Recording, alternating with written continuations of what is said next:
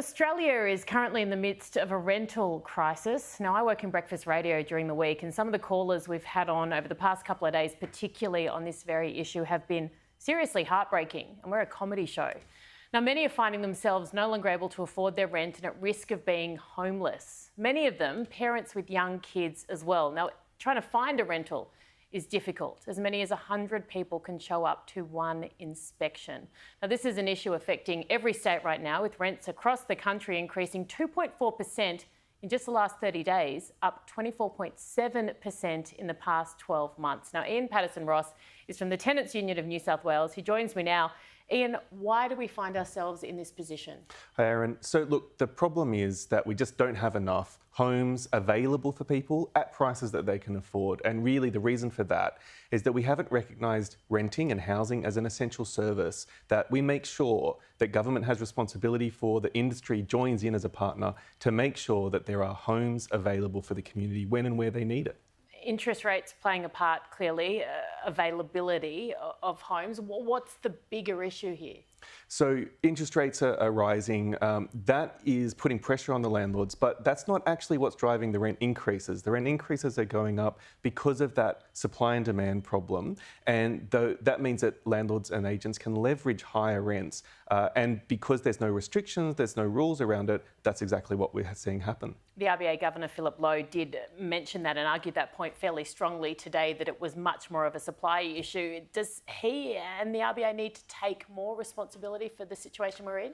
So the RBA doesn't really control the housing policy, and really the federal government, state government and local government all need to take much more responsibility directly for the structures, the decisions that they've made, which have led people to invest in property without the intention of providing an essential service, and led people to borrow huge amounts of money, which puts great pressure on them when crises hit like COVID, bushfires, floods.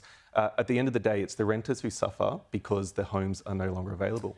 There's a lot of landlords who do the right thing, absolutely, and who are really good people and want to help, but their hand is being forced at the moment. There's also landlords who are looking to take advantage of this situation. Are there any laws, and we don't want to be over-regulated, I know, but what is in place to help protect renters? So in regards to rent increases, there's actually very little stopping rents rising during a tenancy or between tenancies. So it's all about the comparable market value during a tenancy.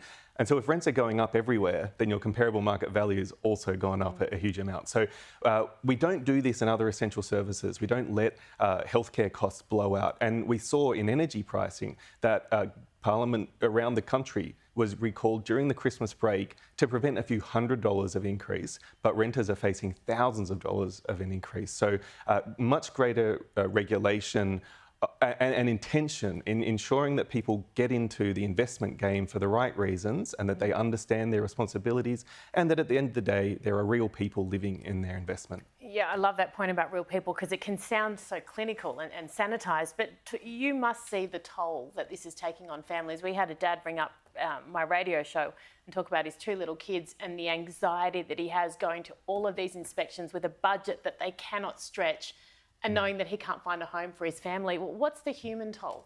So, we have talked to people, and we hear from people who talk about their kids having lived in more homes than they've had birthdays. We've seen people who travel in to school from a tent in a campground. These are going to have really long-term impacts, not just on those people, but also on the broader community, on the economy, because we can't participate as fully and take up opportunity when you don't have a safe, stable home. How do we fix it?